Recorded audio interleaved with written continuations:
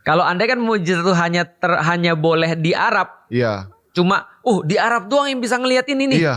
Itu juga nggak ngefek. Kalau seandainya mukjizat ini pun hanya bisa dilihat oleh ilmuwan, yang tadi sains gitu Nggak ya. boleh. Wah itu nggak boleh, berarti rakyat-rakyat biasa yang nggak paham sains nggak beriman dong. Tapi coba lihat, Al-Quran itu kliennya siapa? Yang bisa ngerasa itu mukjizat, yang mikir. Semua tadi yang mikir, akalnya dipakai. Betul. La ayati Liulil albab. kepada orang yang berpikir.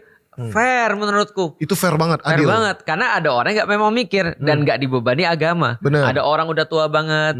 Dia sudah gak bisa mikir. Ya udah gak apa-apa. Ada orang yang sangat muda banget. Belum balik. Ya gak apa-apa. Makanya kita sering bilang. Bahwasanya kalau ada orang. Yang dia berbuat maksiat. Tapi punya akal. Gak ada beda dengan binatang ternak. Karena binatang ternak gak mikir.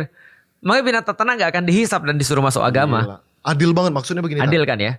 Bahkan Allah itu akan menilai perilaku orang kalau dia sudah akil balik, Betul. akalnya sudah sempurna. Iya. Kalau seandainya ada orang belum akil balik, akalnya belum sempurna, dia melakukan sesuatu karena dia belum tahu ini benar dan salah. Iya. Tapi kalau orang sudah akil balik kan dia tahu ini tuh salah, tapi tetap dia lakukan. Itu fairnya Allah.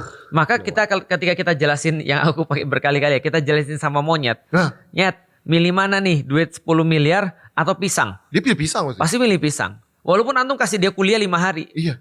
Gini loh, fungsi uang pada hidup permonyetan. Iya, kalian bisa membangun perkebunan pisang loh gitu. Antum kasih simulasi. Iya. Antum bawa dia study tour. Iya. Antum bawa dia apalah Iya. segala macam. Tetap aja dia milih pisang. Iya. Karena dia nggak bisa diajak reasoning. Nggak punya akal. Karena nggak punya akal. Nah karena itu menjadi fair bagi Islam karena akal ini akan repro apapun. Yang menjadi nggak fair kalau hanya orang-orang Arab yang bisa beriman. Bener. Atau hanya orang-orang yang mohon maaf. Misalnya dia tinggal di masa lalu yang bisa beriman di zaman Rasulullah. Maka ini harus direplikasi mukjizat ini. Nah semua itu bisa terkumpul pada bahasa.